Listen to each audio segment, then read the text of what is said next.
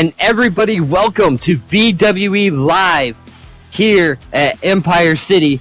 And we have, there's a lot that's gone on today, but let's going to remind you folks that you can interact with us and get your comments and questions flashed on the screen by going to Twitter and entering your tweets with hashtag VWE Live. And we will get them on the screen and we'll be able to answer your questions at this point. But joining me, of course, is Myra Murdoch. How you doing today, Myra? I'm doing fine. How about yourself? Oh, I'm doing good. I'm good. As now, as you know, at this point, we're going to go ahead and recap the week of what is going on, what has happened here at VWE, starting with Primetime.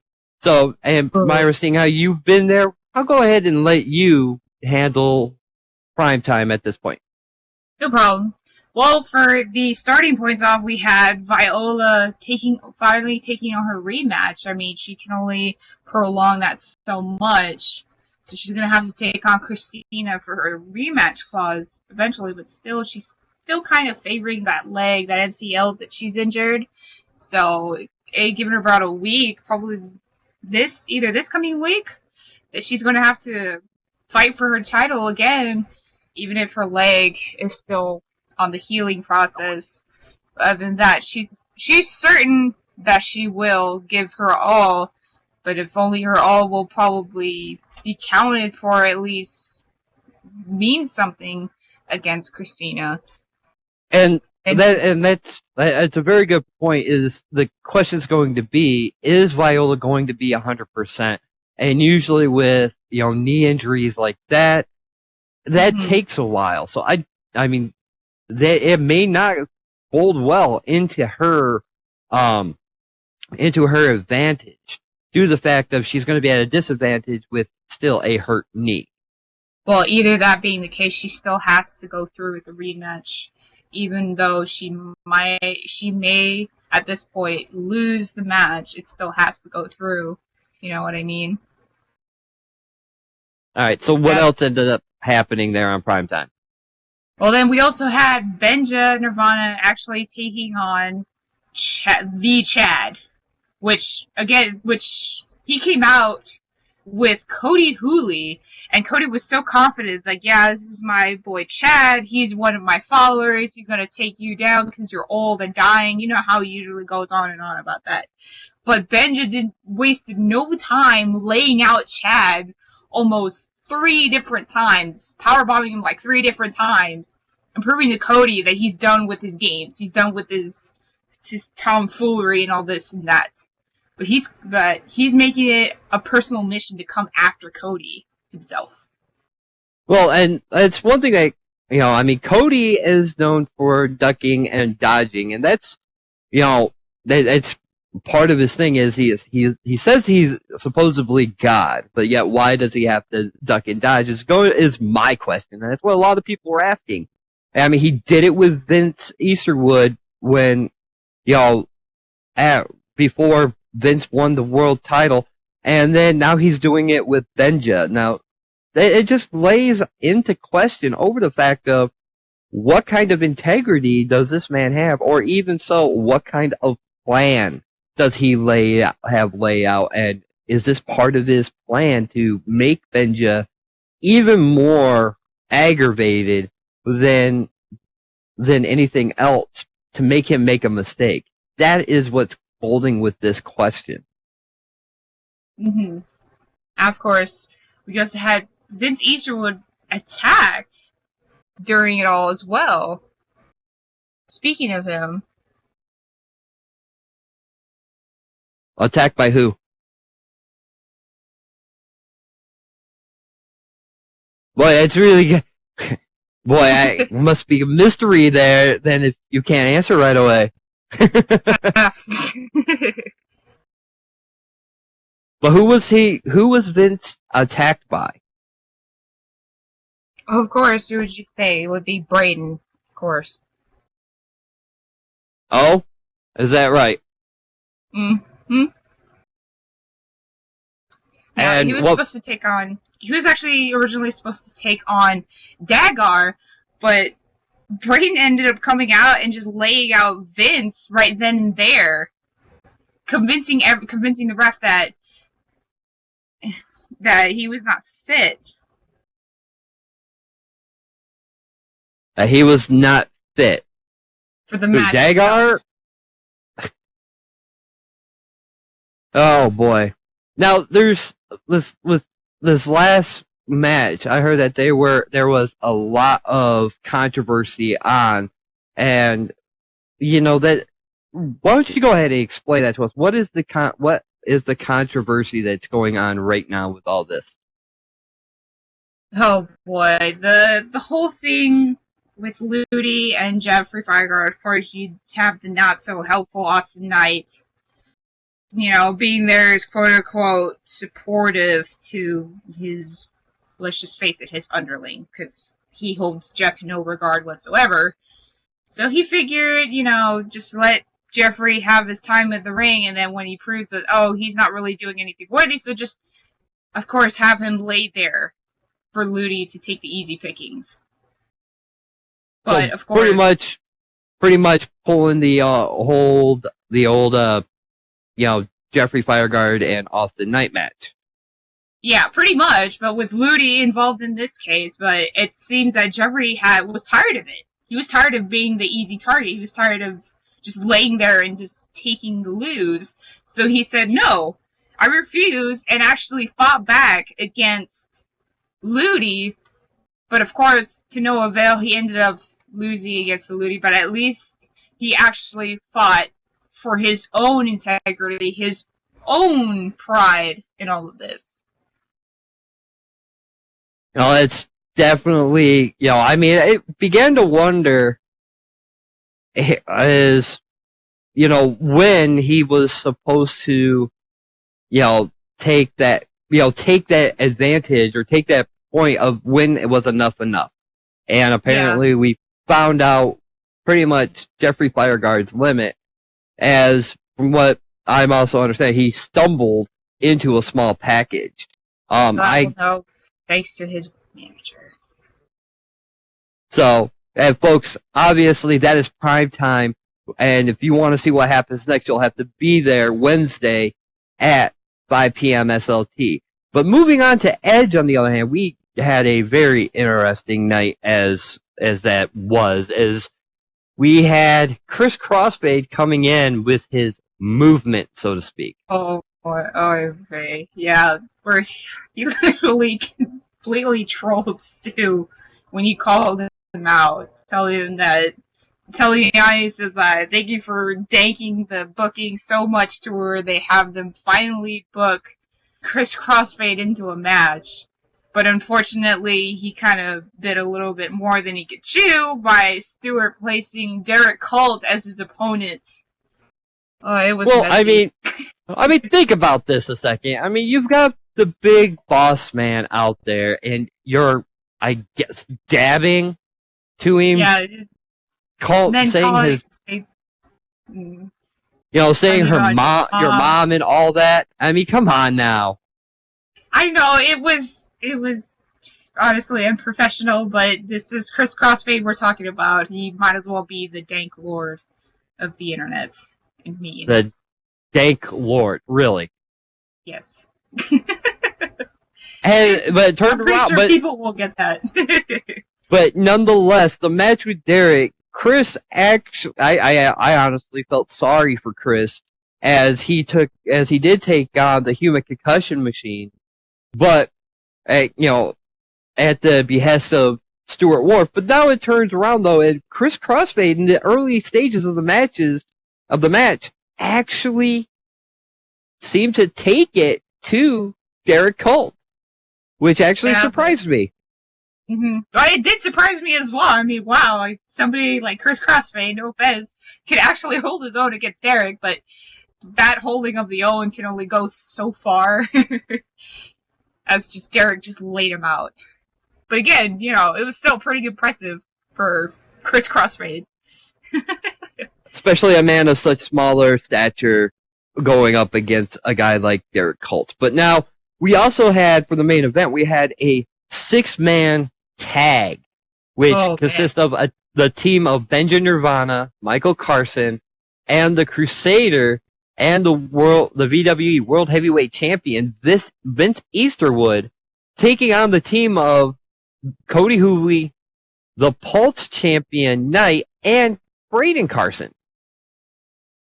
You can already tell that there's natural feuds between these two teams. You know, you have Carson brothers, you have Cody and Vince, and of course you have Knight and Benja. Oh, these are all past, but it's what I stated during the show. That right there is all past with each other on there, let alone whether it be past feuds or current. Either way you look at it, all 6 of these men, have some kind of past with each other, and currently they all have some kind of beef with each other, as it left the team of Benja, Michael, and Vince standing tall at the end, but not the winners. Yeah, well, there had been occasion to where Benja kind of overstepped his boundaries a little. He started coming out into the ring to where it distracted the ref, as to where Vince was trying to tell him to calm down, back off. But in the end of it all, it still managed to cut them down, as out of nowhere, Josh Poffo came out into the ring and attacked Michael Carson, still mad about taking his spot for Frostbite. And out of it all, Benja tried to intervene, but leaving Vince alone against the 3 of them, with the ref still paying attention to the commotion going outside. It left Vince alone, taking on 3 other men, and of course he was cut down immediately. And Braden, though, with the pin there on Vince, as he stated that he pinned the world champion. And that's just leading the question, is this a foreshadow of events to come, or is it just, a fluke? And either way, we are guys are just going to have to continue watching to find out. But there was another emotional moment there that it was my interview with Chloe Valentine, is I got down and deep to why Chloe is the way she is. And, I found out that her only keepsake, and people deal with things differently, but her only keepsake of her mother that passed away was the phone that she uses. And honestly, I felt bad, for just downing that phone with that whole significance behind it, and I didn't know and didn't understand. Yeah, but of course, Christina, thinking her high and mightiness, as well as being the VWE Women's Champion, she came out during the interview and actually swiped the phone away from Chloe, threw it down, and smashed it. Now, I have never seen this before, and you can correct me if I'm wrong, Nataz, but she immediately snapped. And I did not blame her, neither did the audience either. Nobody blamed Chloe for her sudden snapping, as she just completely laid out Christina then and there. Oh man, it was something else. Well, I mean, I had to get involved and, tell Chloe to calm down and everything. There's always a time and place, but I honestly do not blame her whatsoever for attacking. That's why I just kind of stood back and let her get it out. But when I thought enough was enough, that's when I just kind of grabbed Chloe and, Yeah, that didn't work out so well, did it? No, but nonetheless, it was a very, very emotional moment for really everybody that understood, Chloe's, pain and heartache. So for sure, Christina got her just deserves that moment, but definitely. But let's go on to now Pulse, as as I was watching on the screen while I was preparing for this, watching from the screen up here, is apparently the DIE invasion is continuing. Yes. During the start of the match, we had one of the DIE people from the roster, we had Kitty debuting at Pulse as she took on Ellie Christensen Embers. And of course, she lost to Ellie, but actually showed some really great sportswomanship between it all. Afterwards, Drake came out and explained to everyone that DIE is here to stay, not only to stay, but to take over not only Pulse, but soon maybe Primetime and Edge. That they're proving that they're a step ahead of VWE entirely. Of course, they may have lost the battle sort of this week, but they haven't lost the war yet, as it shows. Well, I mean, that will be literally, that's the thing that I will give DIE is they have heart. They know, they're making big claims, do not get me wrong. I mean, them being around only a year and then turning around and saying that they're going to take over, big claims there from, like Drake Edwards, and I'm sure the rest of the DIE roster feel the same. I mean, that's definitely needs to be, VWE. If they started taking them out, taking DIE as, jokes, as okay, give these guys their little spotlight, let them shine. But I mean, more and more the DIE roster is coming to Pulse, and that right there may not bode well for the Pulse roster. Not really. I mean, they've kind of proven that point to Allison Danes. She lost to Misaki, but still, though, even as I said before, as Kitty fell to Ellie, but in the end of the match, though, the Crisis proved that DIE is here to stay, and it will take that chance to invade VWE Pulse. And not just Pulse, but again, Primetime and Edge. The entirety of VWE itself. I mean, as I watched what happened, I couldn't believe my eyes. Is we had the Crisis taking on Maven in the early stages of the match. Maven got a little too confident of himself. But as the match went on, the Crisis ended up with the win, but via DQ as the Pulse champion came running down and attacked the Crisis with that lariat, and basically at that point had a little talk with Maven. Mm-hmm. Pretty much saying that, hey, you got to beef with me. Why don't you go ahead and take it out on that guy, pointing to the Crisis, and then, catching the Crisis as he got up after that lariat with a big boot, and they just started attacking the Crisis. But Stuart War. Oh, go ahead. That's where they went wrong. Sorry, didn't mean to interrupt, but that's almost to where they went wrong. As to where, of course, they started Night and as well as Maven started getting up on the Crisis, beating him down when he was already down. And then, as you were saying, the Stuart Wharf came out and explained to them two, both Night and Maven, that the Crisis actually has earned a title shot against Night for his Pulse Championship title. And if I understand correctly, at the Pulse 1-year anniversary show? Exactly, at February 19th. So a week before Frostbite.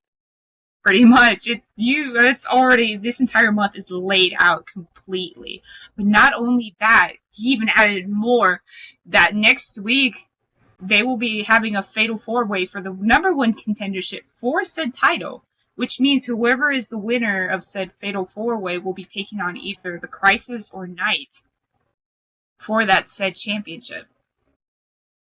Well, definitely needs to be, that definitely needs to be, figured out, and that Stuart Wharf, once again, has figured out the best way. Now, who is in this fatal 4-way? We have Maven Gothley, Drake Edwards, Hamaso Frenese, as well as Plasma. So definitely going to be exciting to see how that comes to play here next week on Pulse. So don't forget, ladies and gentlemen, we have Primetime, which is Wednesday at 5 p.m. SLT. We have Edge Friday at 6 p.m. SLT. And then, of course, Pulse Sunday at 1 p.m. SLT.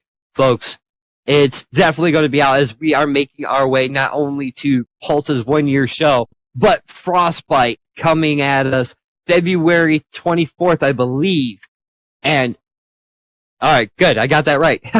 Yeah, you know how my memory is, but nonetheless, Yeah. Frostbite February 24th, which, folks, that definitely, there's a lot riding on the line, as we know of a few matches that is going on, and there's probably a lot more coming.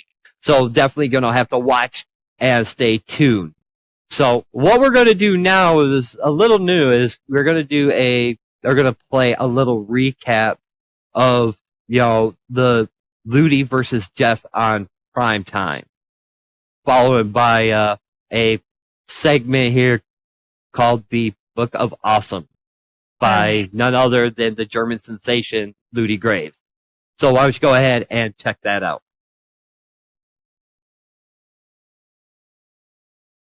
Jeffrey, you thought you were having a match tonight? No. I think this gone long enough. Lay down. Is he Do what you're serious? told, bitch. You either lay down or your contract is banished. Get over here, bitch. Do what you... Lay down, bitch. Oh, Just come on! like that. Come on! Oh, look at that! It's a late Christmas present. I take it. Oh, God's sakes.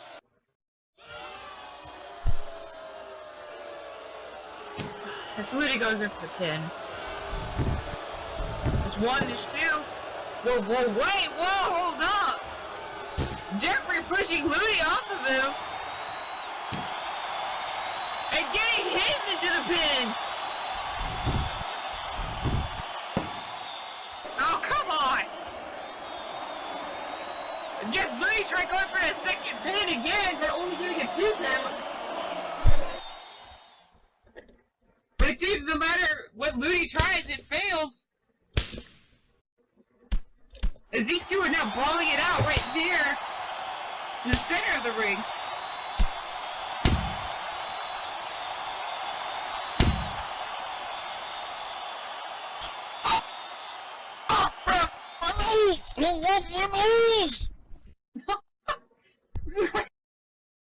Spin kick. Right on I think he said he broke his nose. Yes, he did. Uh-oh, time for 6. Oh, come on. Oh no, he didn't.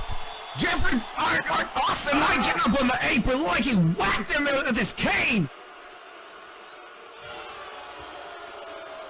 No, Ludi getting rid of that small package. There's 1, there's 2. God damn it, and then there's 3.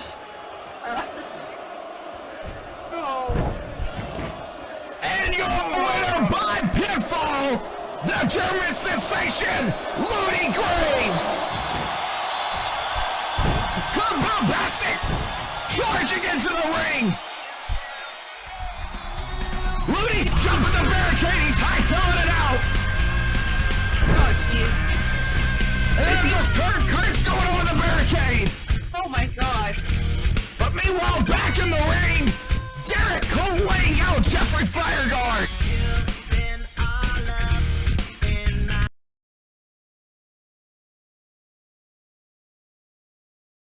Fireguard? I'd like to see you in the back. I think I'm gonna get thirsty for some tea. Don't take too long. Hello there, VWE fans. I am the German sensation Ludi Graves, and I am the greatest professional wrestler. I am an amazing writer, amazing actor, and overall amazing guy. And I want to welcome you to a very special little segment that I call the Book of Awesome. Now, for all of you who don't know what the Book of Awesome is, it is my life story. Uncensored, all by me, all my life.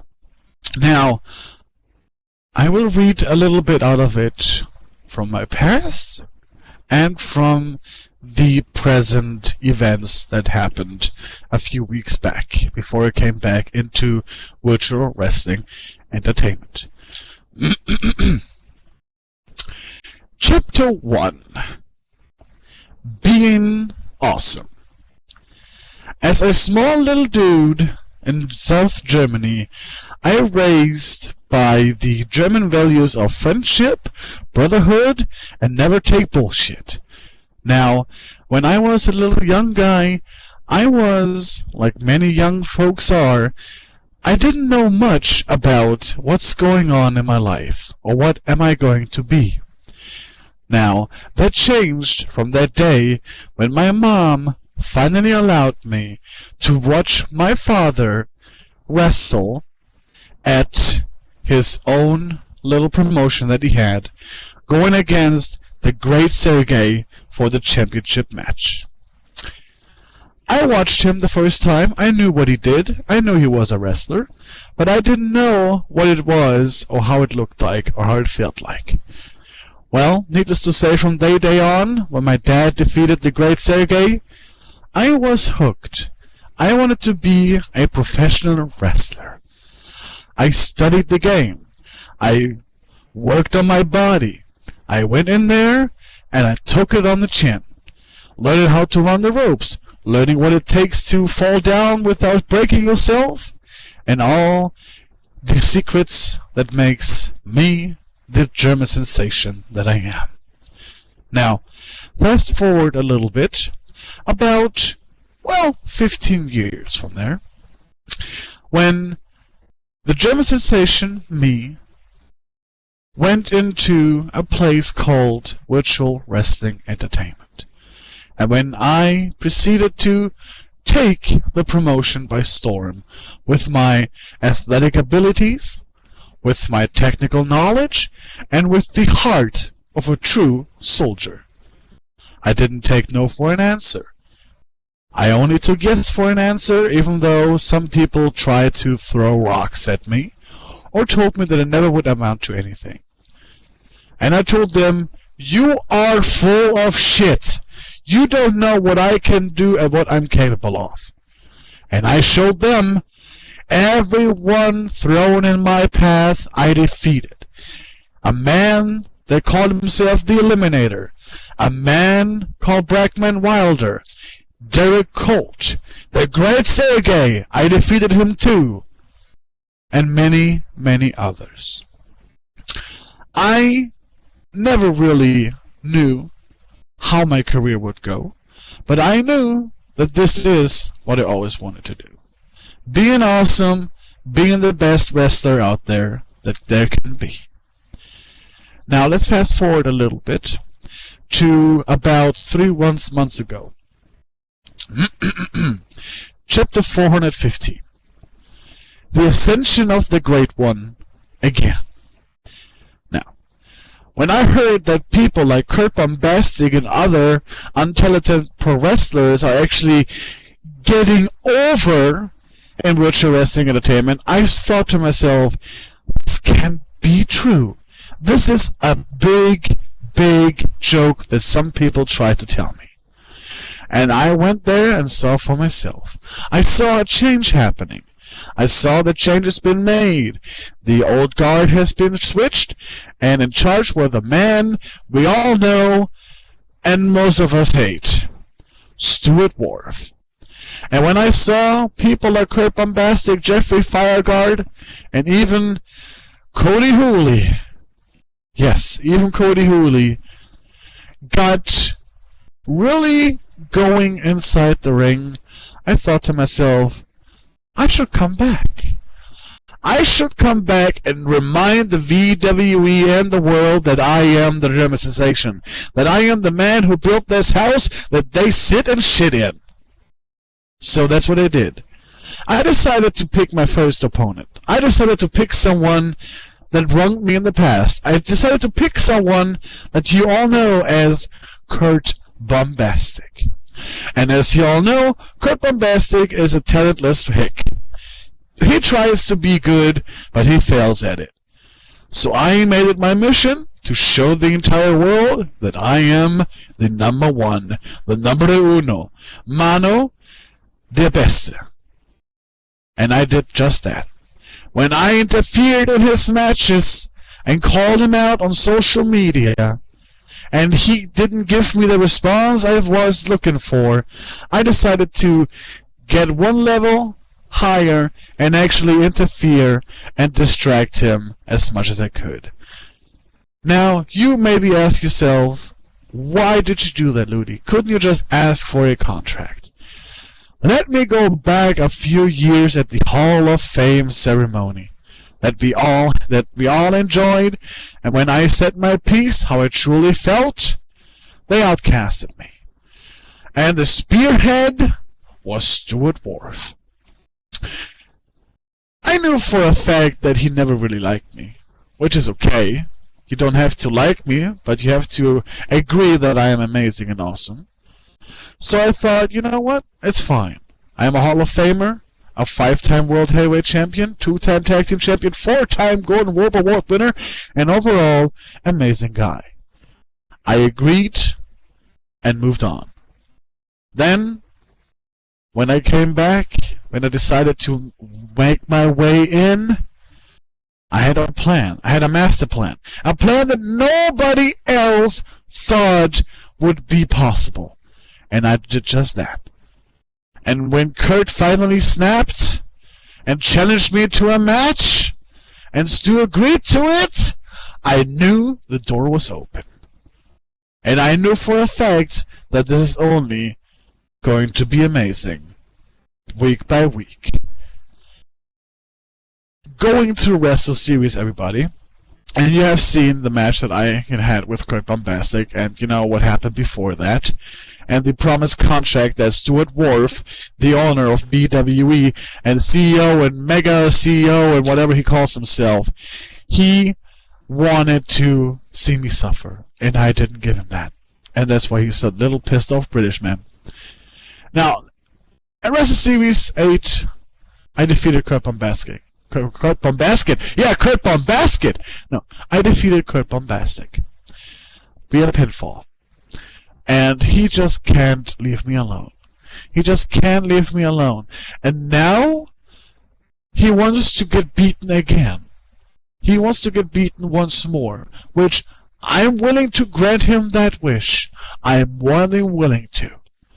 But he has to understand, once he gets inside that ring with me once again, I will make sure that he will be at his limit.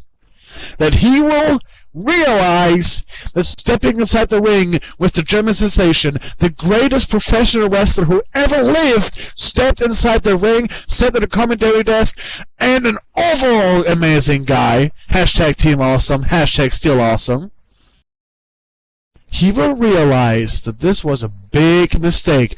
And Stuart Wharf and Kurt Bombastic are nothing but little pawns in my game, in my kingdom, peasants that I have to squash like grapes. And that's what I will do. This Wednesday at 5 p.m. SOT, in the main event, rightfully so, I will be inside the squared circle with Kurt Bombastic and have other wrestlers surround the ringside. And I know that the stacks are against me, which a man of my amazingness and awesomeness can handle. I can handle it, no problem. But can you, Kurt? Can you handle the pressure? Can you deal with it? Can you deal with possible failure? I don't think so. You break under pressure. You are a hot-headed, unstable son of a bitch. And I know exactly what makes men like you break. And that's being forced to be confronted with awesomeness. With a man of my caliber, with a man that's godlike, a man who can't do no wrong.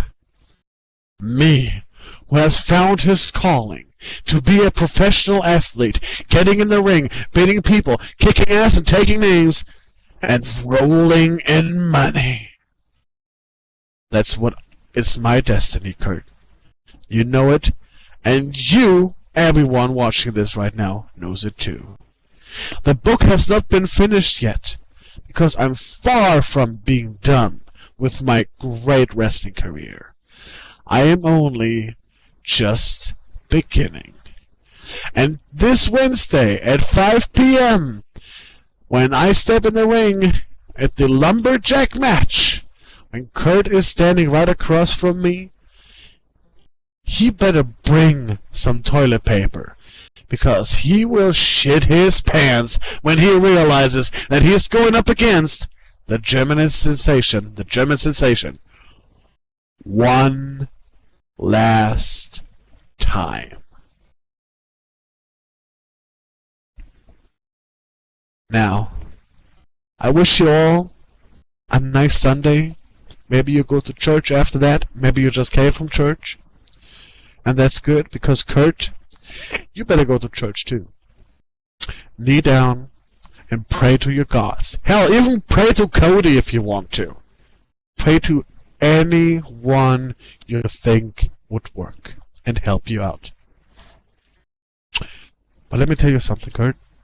There is no one, not a single force of nature, divine being, or person on this planet, in this universe, in this galaxy, in this timeline that will help you or can help you, because you're just alone. You're just a little peasant in my game, and you know it. When you made an enemy of me, you bit more than you could chew. And this is the truth. Hashtag Team Awesome. Hashtag Still Awesome. I see you on Wednesday, Kurt. I see you on Wednesday at 5 p.m. in the Empire City Coliseum. And it's going to be... it's going to be a massacre. And when you lay in the pool of your own blood, counting the lights, regretting every decision you ever made in your life, I will stand tall, victorious, because that's what a sensation does. Have a nice Sunday, everybody. I am the German sensation, Ludi Graves. The man of the hour, the man with the power. See you on Wednesday. German sensation.